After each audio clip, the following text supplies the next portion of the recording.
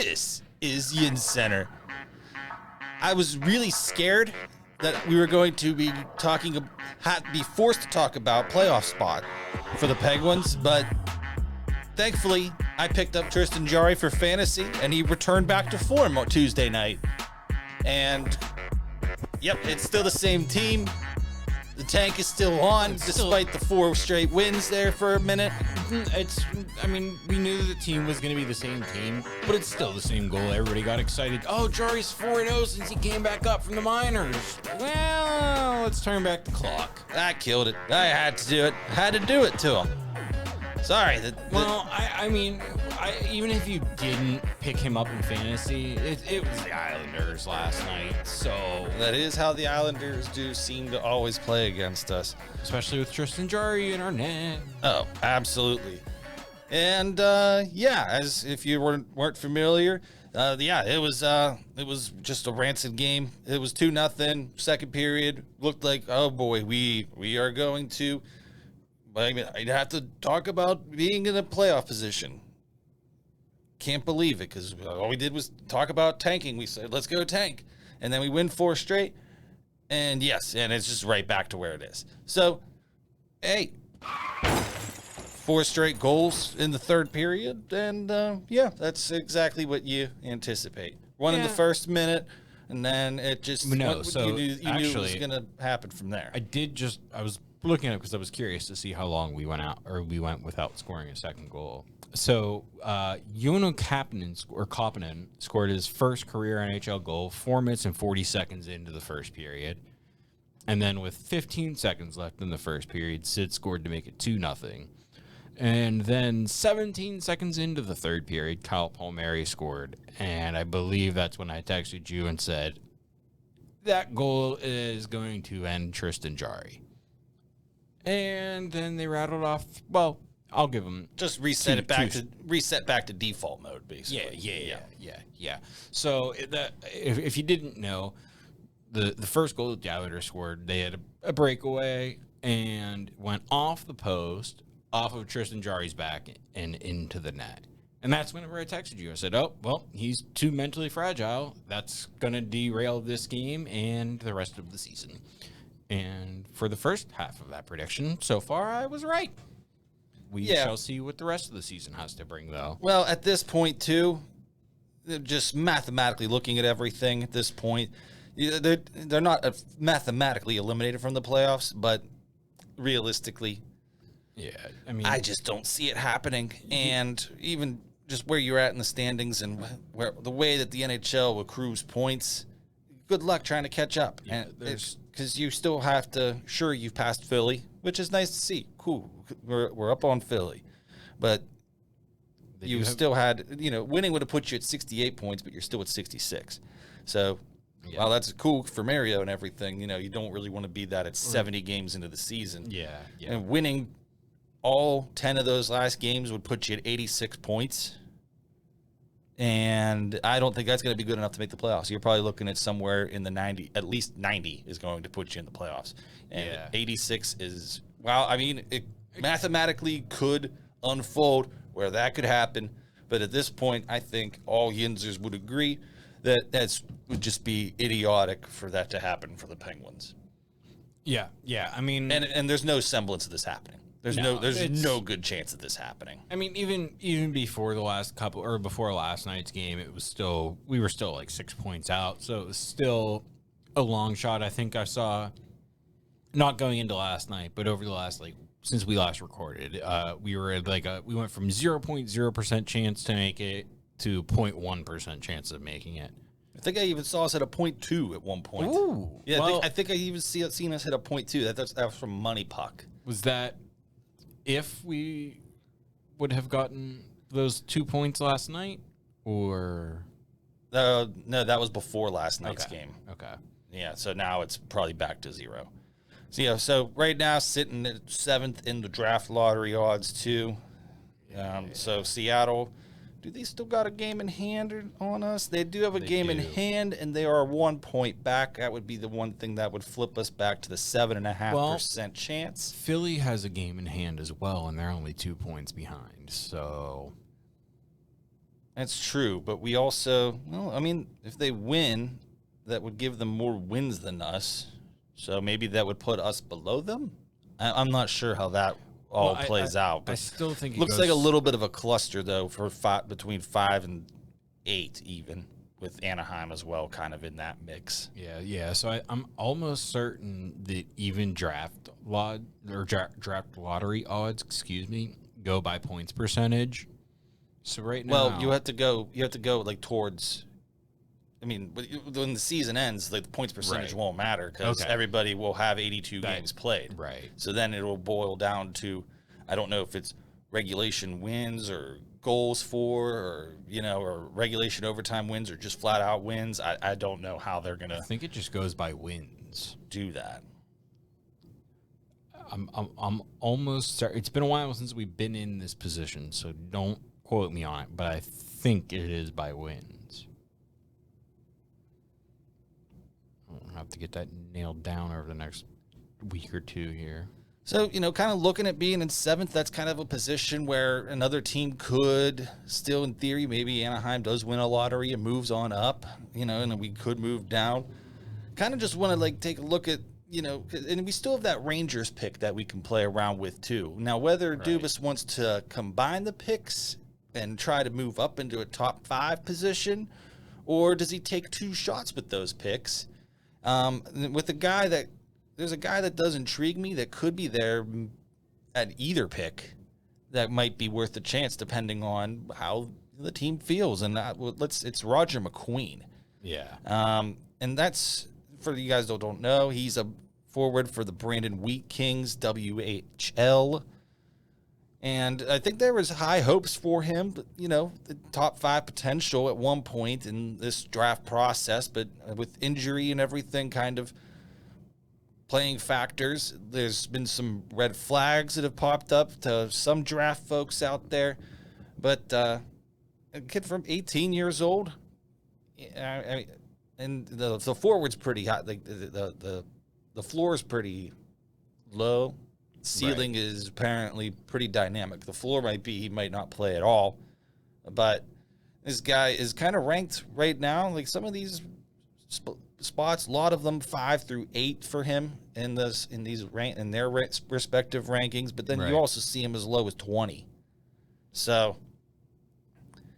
I mean, if that could be someone that they maybe kind of go after, especially if you have the 2 picks to use and utilize and whatnot. Because where's he kind of standing at height wise right now? 6'5", 192. You mentioned Una Koppinen with the goal earlier, his first NHL goal, by the way. Which congrats to him on that. That's cool. We do enjoy those around here. So, yeah, relatively same height at least. I think they're both about 6'5". By now, Koppenen's probably about 215 or so, but he's 28, 25, somewhere in that range. Yeah, he's filled out a little bit more. He's had some time. So that's, that's the guy with some upside. Because, he's got, let's take a look at some of his junior stats here.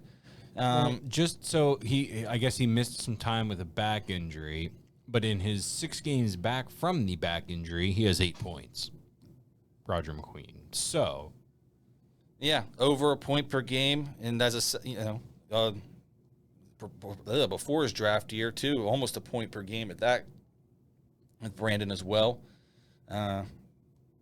Even had a cup of coffee in the 21-22 season. So you're looking at someone who 15, maybe on the older side of 15, was playing some junior hockey with 16 to 20-year-olds. So it's underage some elements you do like to see. There's even an under-15 season where he put up 87 points in 31 games for the Saskatoon Stallions in 2019-20. So, that's, you're talking about Saskatoon junior hockey. So, they're like little kids, but, you see him still putting up. Anytime you got a guy, pretty much, it's putting up like a well over a point per game clip at any level. That's someone that you're going to keep your eye on. Yeah, sure, they put up some probably a little bit bigger numbers, but that's where Connor Bedard just came out of, was WHL, and playing out. He was born in Saskatoon as well, so he was playing some Saskatoon junior hockey, and like I said, putting up well over a point a game. But that it bodes well if you can find some guys like that are, obviously at 6'5", that's pretty nice. But and I just think that's something we would like to see a little bit more out of this team, because you look at the Capitals and the way that they draft, and they got some big dudes that can really hammer you. Tom Wilson, Alexei Protas, they got another Protas in the pipeline. Like, they got some big boys, and you got to kind of be able to go toe-to-toe with them, and young guys that can skate at no matter what size, like a Unikopinen or maybe Roger McQueen. You could see, I don't know where he's going to lie at the Penguins rankings. So just looking a little bit lower, by lower I mean looking at number 15 on Sportsnet's top prospects is a 6'4" center, Jack Nesbitt.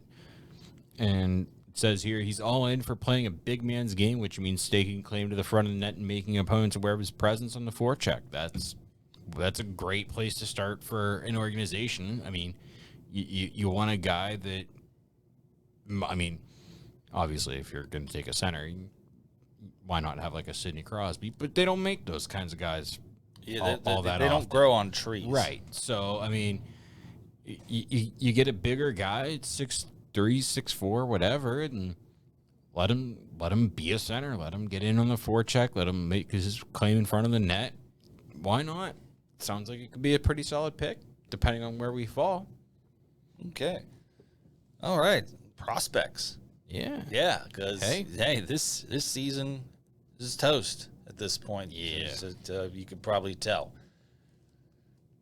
You did, actually, now that I think about it, though, it's 12 games that are left, so they could actually get 90 points. They would finish 86. 66. I'm still thinking you're going to have over 90 to get in, for the record. Like, 91 is going to be, like, the actual borderline, so. Yeah, I would agree with that. So sorry for the math error. We got to figure it out, though. Math guys. Sure. All right. So, with that being said, there's still spring training is still going on, so I still don't care. Other than Jared Jones' fears have now stricken up, and it's over before it even begins. It's already over. So this is great job not spending the money, Bob, because this was gonna happen. Yeah. I mean, it's obviously not what you want to see if you're a Pirates fan and Jared Jones being sidelined already. But, I mean, hey, here's some good news I just saw from the MLB Twitter page. The Giants and Pirates will have 98-ounce popcorn bats at home games this year. So we have that to look forward to if you're going to a Pirates home game. 98-ounce popcorn bat, man. That does sound pretty cool to have. That does sound pretty cool. Cause then, They're probably going to get me. Yeah, because then you can just leave with a little plastic bat, and you can always refill popcorn in it, even if you're at home. That was the big free agent signing of the offseason, was the plastic popcorn bats. Sure seems like it. Well, Tommy Pham. I think they probably spent more on the popcorn bats. Probably, yeah. I mean, yeah, because think about it. They need quite a bit of those. Yeah, if you're going to have them all season. Exactly. For every single home game. That's what, 91 home games? Don't they play 182 games? 81. 162. Still. 81 games, and I mean, you probably won a few thousand of those on hand. I mean, well, maybe not 1,000. It's probably per game is probably a little bit much. That's probably about max attendance for most Pirates games this year, but... No, I mean, he probably ordered a good chunk of them. I mean, you probably, I'd say, the stadium fills up 30-something thousand people.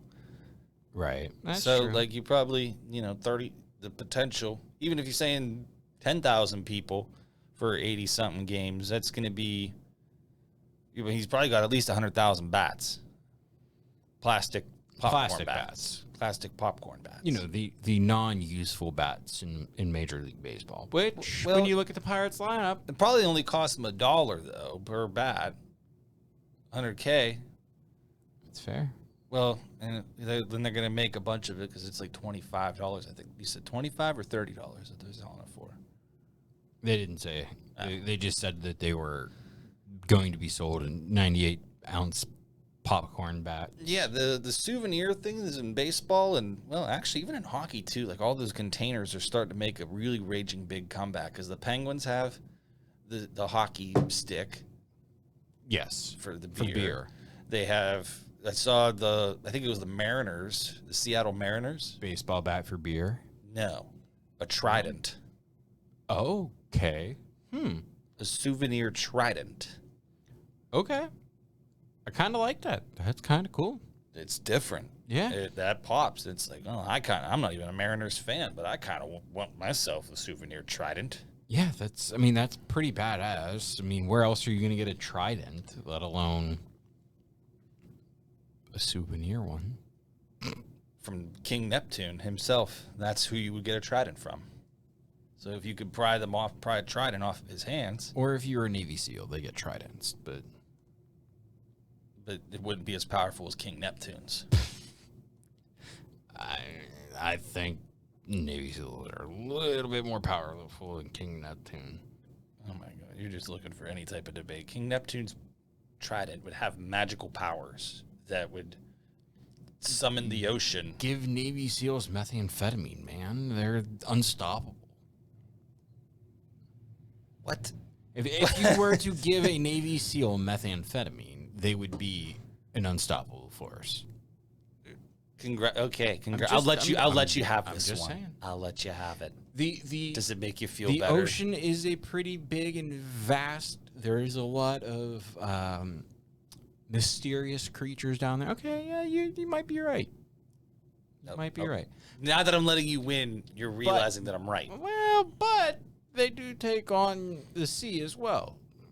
Seals, you know, that's kind of what seals do. They are in the ocean, and I just mean, you know, the animals. All right, I'm going to change your segment because that was everybody now is dumber for hearing that. Well, you'll have that sometimes. Nev, you got the chance to watch the Riverhounds game this week, and I was out and about in Greensburg watching some bar brawls take out. Yeah, well, you know, so right now they're sitting in 7th place in the Eastern Conference, but I mean, for one, it's 2 games in, and the top 8 teams in each conference make it to the playoffs. So maybe not looking too bad. However, the only point that they have so far came in a draw. Were you able to process watching the game at all? I did not get to watch it. Okay, so I did not watch them, but I have. You did say you were going to watch it. I said I was going to. Okay. I just got caught up in watching. I think the Penguins were on that night as well, so I was. They were on during the day. That's right. And then 8 o'clock rolled around, and I was like, I think. Oh, UFC was on because it was on Saturday. So Yeah, so I can't stream 2 things at once on my phone, from my phone to my TV, and then have something else playing on my phone. So quite the tragedy. a little bit, but I mean, hey, you know what? I don't know how many games are played. I think 25. I honestly don't know. I will find time to watch some games this year. Let's see if I can. Next matchup is Saturday. They do go to Hartford.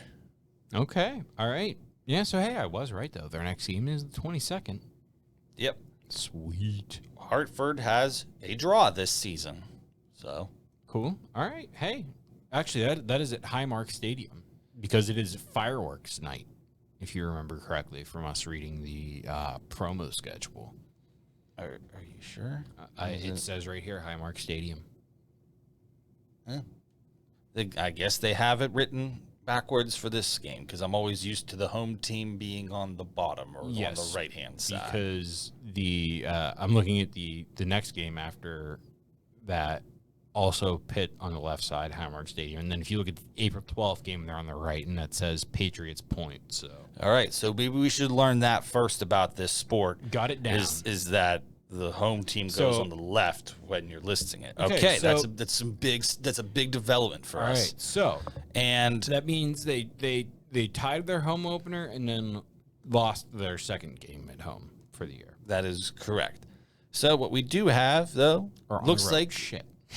looks like we do have the betting odds in our favor.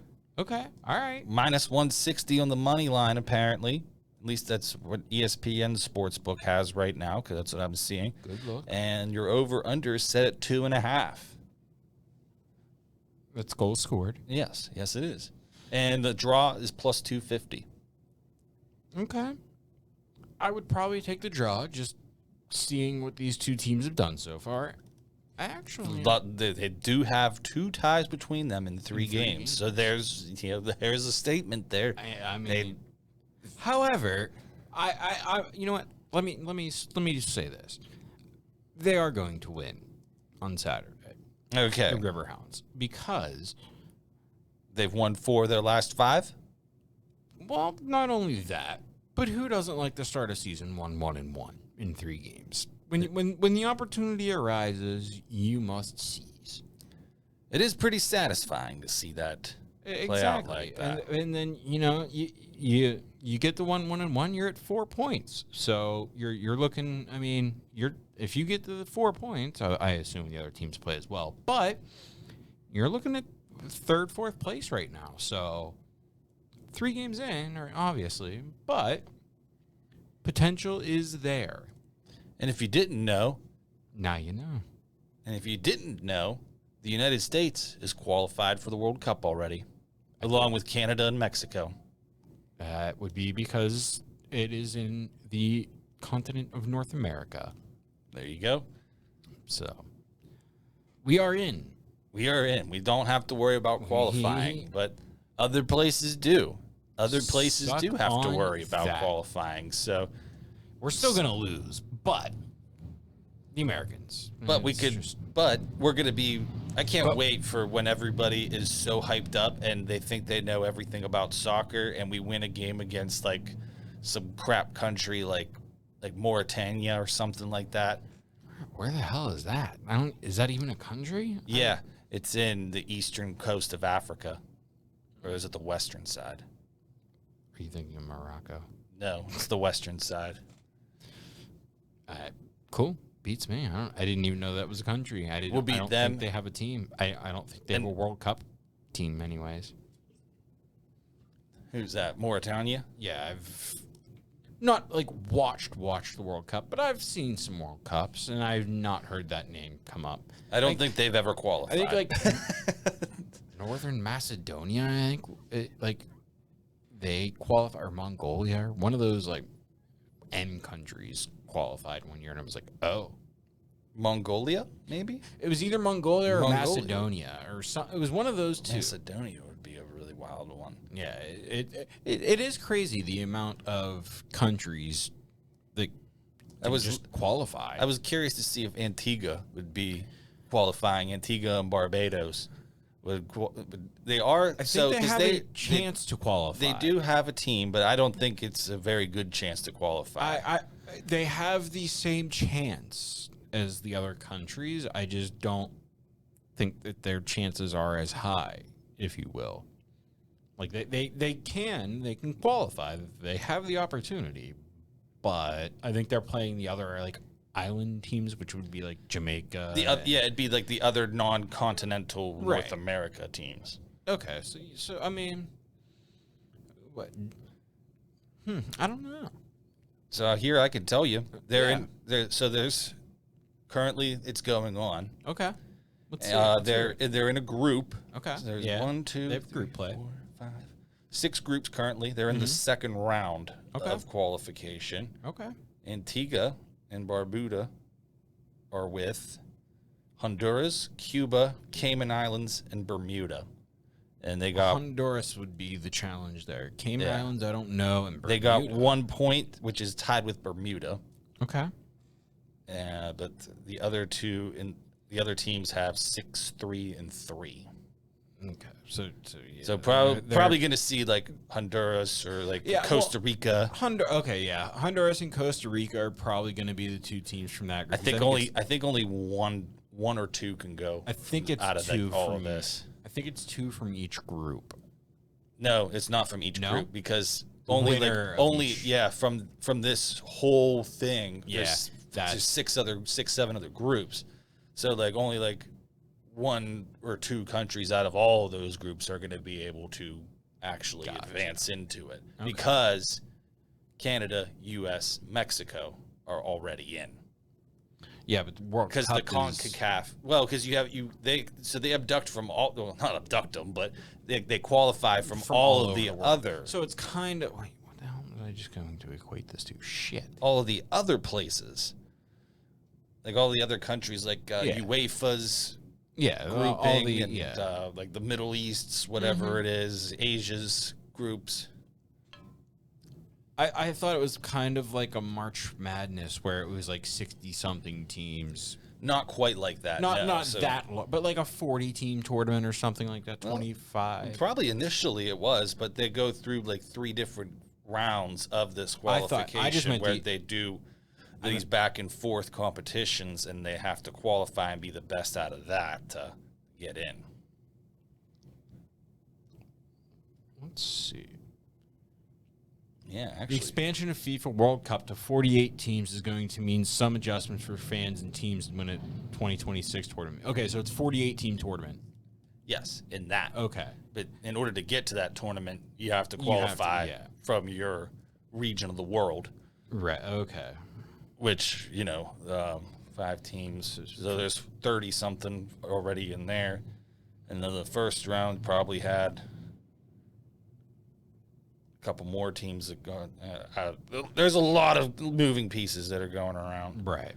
First round, they had the Turks and Caicos and U.S. Virgin Islands got eliminated from things.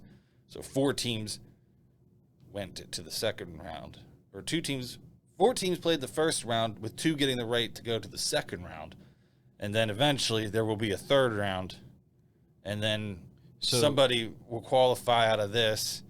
And then another team will go to the Confederation playoffs. Another couple teams might go to Interconfederation playoffs. 1. I know they get 3. So 3 will qualify to the World Cup, and then 3 more in the second group. It goes down to 3 groups of 4 teams in the third round. You win your group, you go on to the World Cup, you finish in second, you go to the Interconfederation playoffs, which is with the other like second place teams of the world to get to play for the right to go to the World Cup. Yeah. So and like kind of like your at-large bids kind of already playing off. Right. So they have groups A through K for the World Cup. Mm-hmm. So that's and there's still time to be figured out because we got another tournament that is right now getting ready to start here. We haven't even talked about it. And this is the only thing that everybody's talking about in the world. Brackets and busting of brackets. And everybody's going to get the perfect bracket at first. Who will? Will we see a perfect bracket?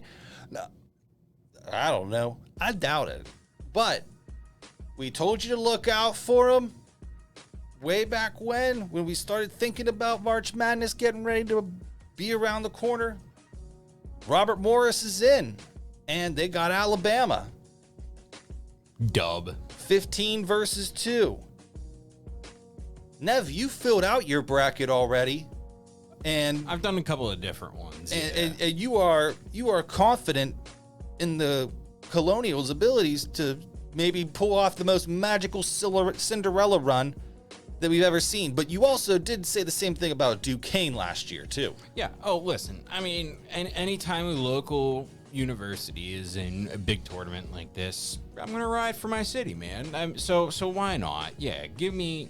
And I think I've filled out 3 or 4 brackets. And one of them I did pick Bobby Moe to go all the way and win it all. Do I think that's very likely to happen?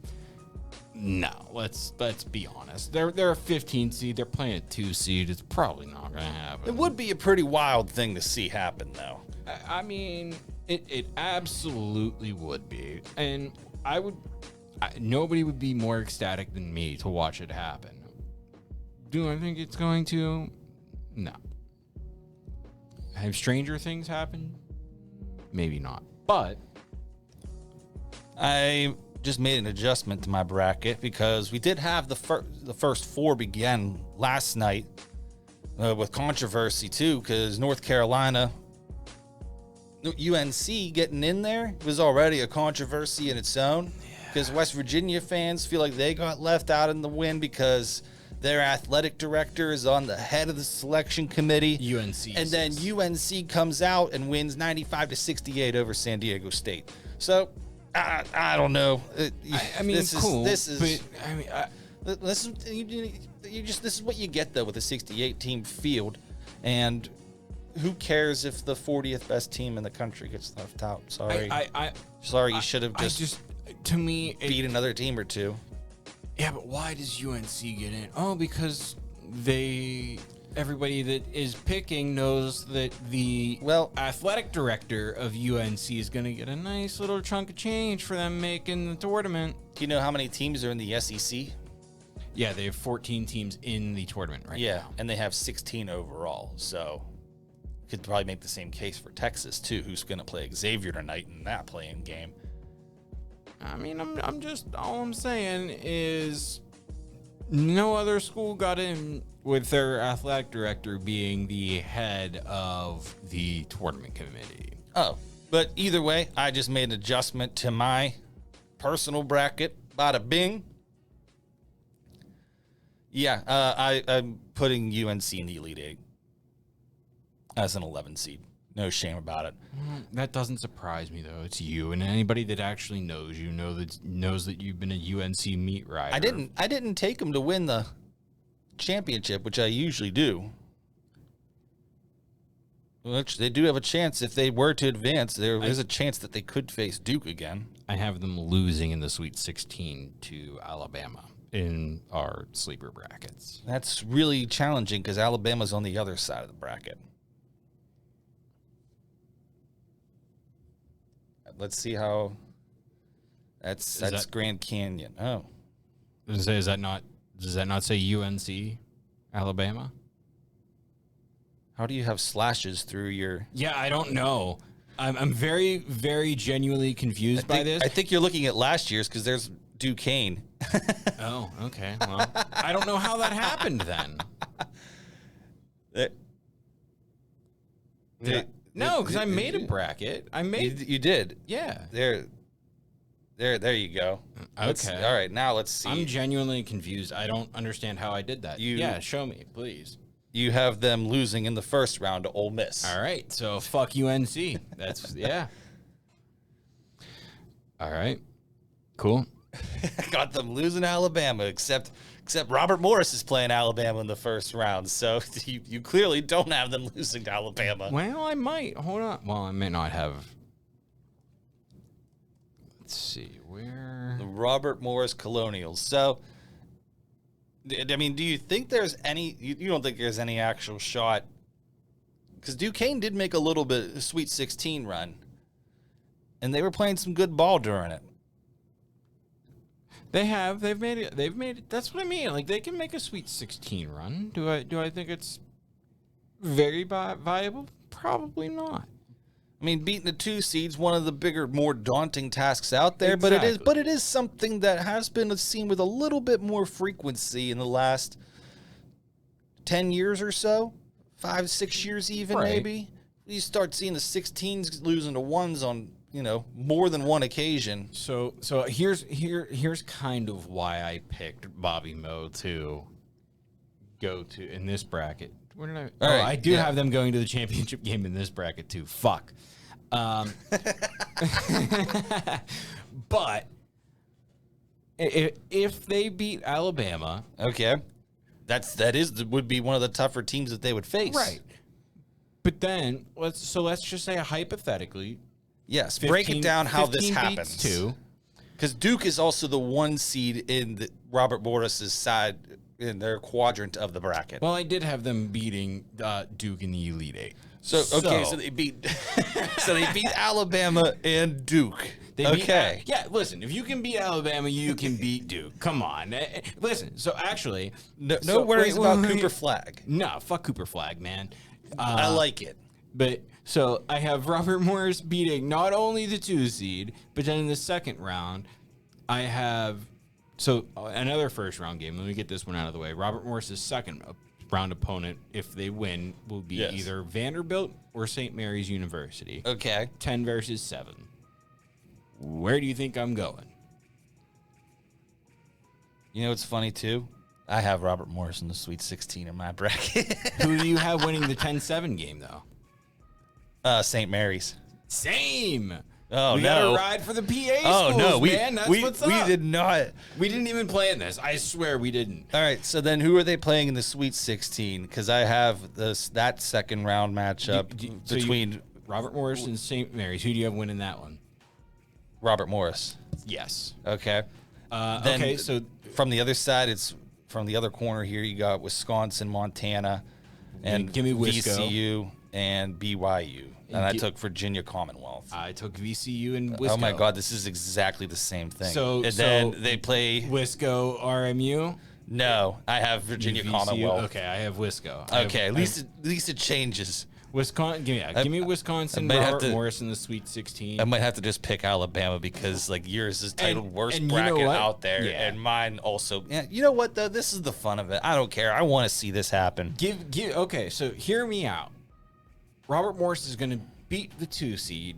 Okay. In their round 1 game, they're going to play number 7 as the 15 seed in round 2. They're going to have to play the number 3 seed in the Sweet 16. They're going to beat the number 3 seed in the Sweet 16, and they're going to continue to ride the high of beating the 2 and 3 seeds in their division. And they're going to go in and they're going to fucking stomp all over Cooper Flagger and make him get in a wheelchair again and leave a game.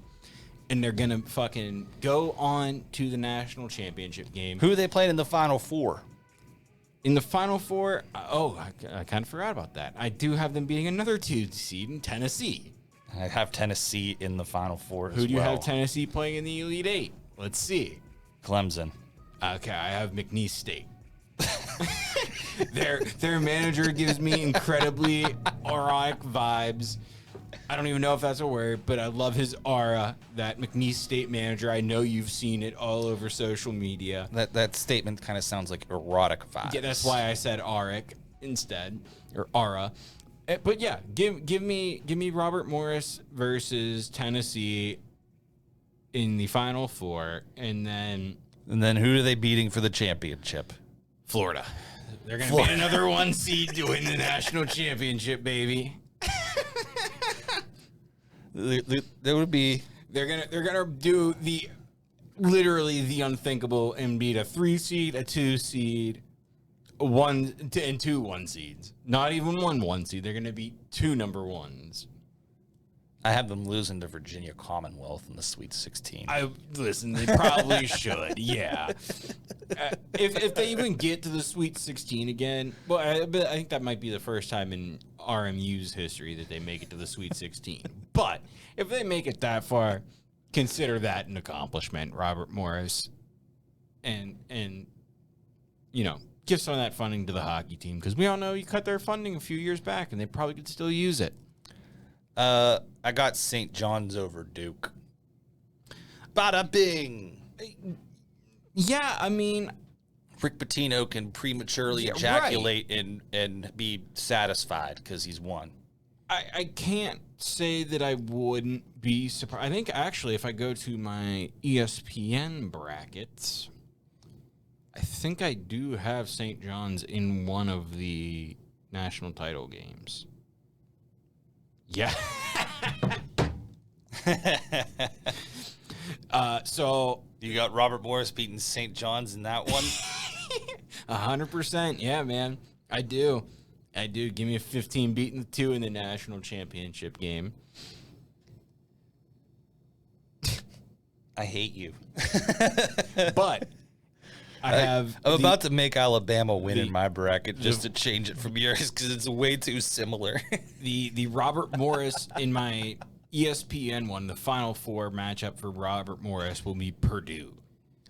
I can't bail on them. I'm with you on it. I can't bail just because we unknowingly did this. Had Robert Morris beaten similar teams en route to surprise runs. So, I mean, I guess there's really only a 25% chance that it happens. It's not that miraculous, but just with your, I'm not even surprised by it.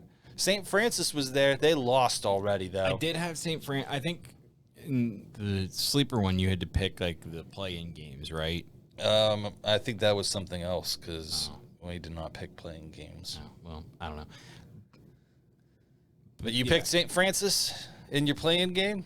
I did. I'm almost certain that I did. Again, PA school. I know where St. Francis is. So you know where it's at with.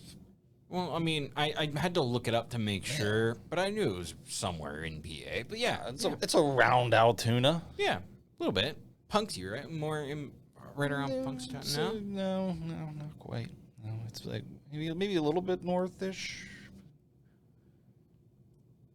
But yeah, congrats to making it at St. Francis. You did that, so which is pretty impressive for them considering their high school their high school gym. Their basketball gym looks like a high school's basketball gym. Like Hempfield's is, I'm pretty sure, bigger than St. Francis's gym. I probably wouldn't be too surprised. Let's be real. It's not that big of a school, I don't think, right? No, not a very large school, but well, I saw a thing that even showed like the comparison just between like their St. Francis Stadium versus Alabama State Stadium, who they played in the play-in game, or I guess the technical first round of the tournament, if you want to get that way. But like Alabama State's almost resembled West Virginia's stadium, their basketball arena. Okay. Like with the architecture and everything. Like I was thoroughly impressed. Oh, Like, oh wow, like I didn't expect Alabama State's to look like that and them being a. Oh yeah, it is playing like that. Yeah. So I'm sorry, I was kind of sidetracked. I looked up where St. Francis is. It's right up by Evansburg. It's an hour from here. I should have rode a little bit harder for St. Francis, man. Well, now you'll know for next time. Hey, get in next year, and I'll ride hard, boys.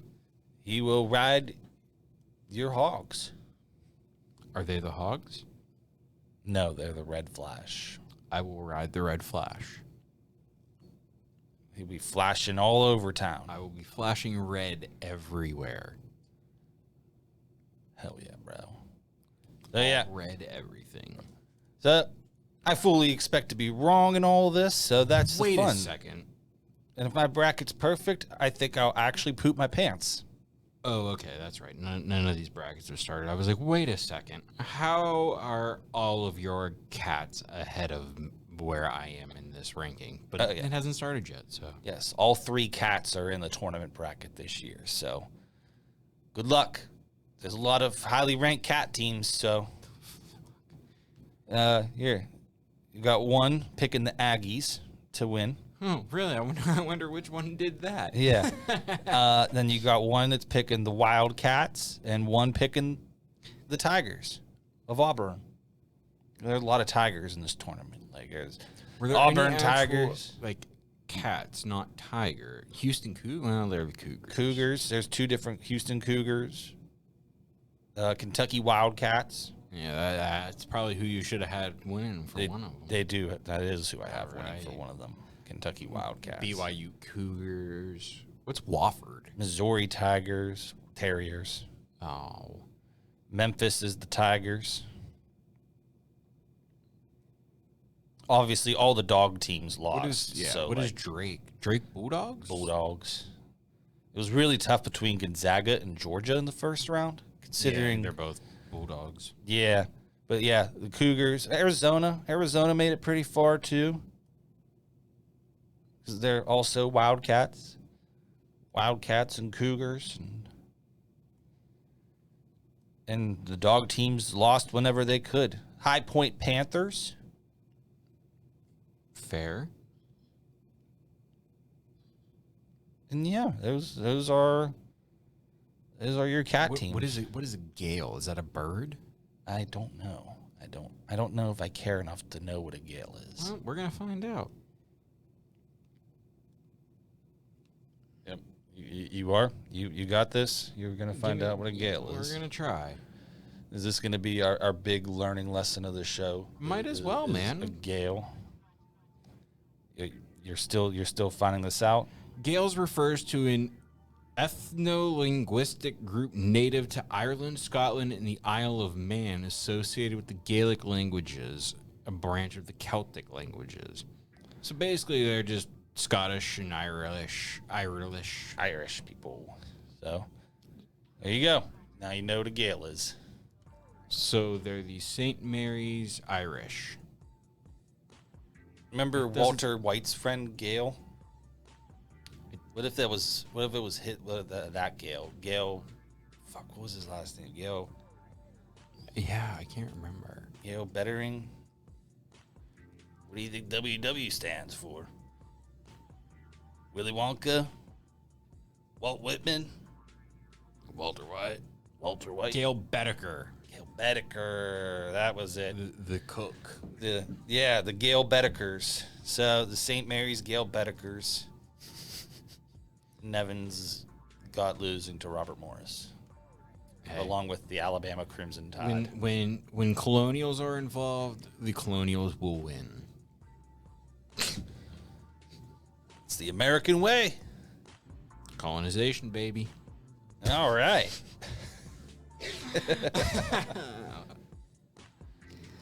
I can't believe I said that. Oh boy.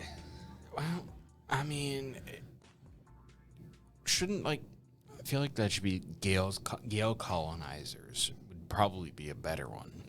Gale colonizers? Didn't the Irish get colonized? I don't know.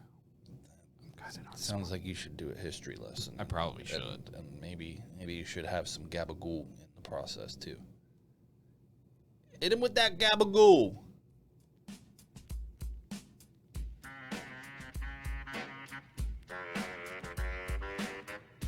That's a wrap on this mutt. You want to hear my stupid story of my workday? Sure. So I had to take a car to a school for a teacher that worked there. I won't say what school or anything just to keep all the identities and whatnot. Right. And our other guy had to go drop off someone else in another town and meet me at this school. So I get there, I drop the vehicle off, and I see no sign of him. And it's right about the time where all the kids are getting ready to go home. Right. So I'm just in the middle of this school area, basically stranded. And it was about 15 to 20 minutes of that. And it was really tense. There was a man that asked me, "Are you a parent?" I said, "No, but I have a good reason to be here."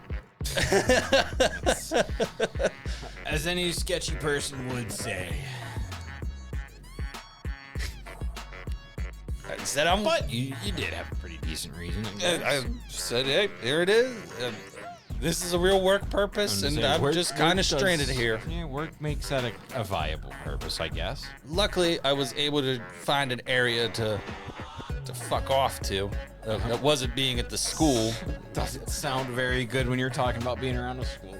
I wanted to just get out of there as quickly as I could. That's fair. And I did. And then I sat there for another 10 minutes once I got out of there.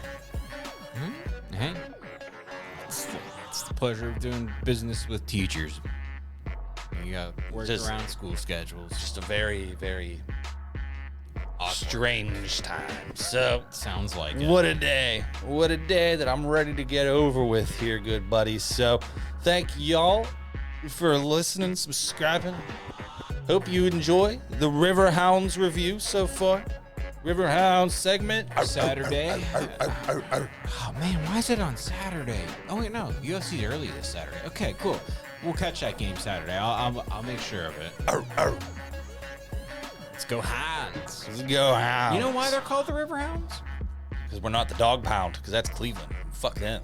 Because the South Carolina minor league baseball team is also called the Riverhounds, and they tried to use that name, and they said no thank you. Be something else.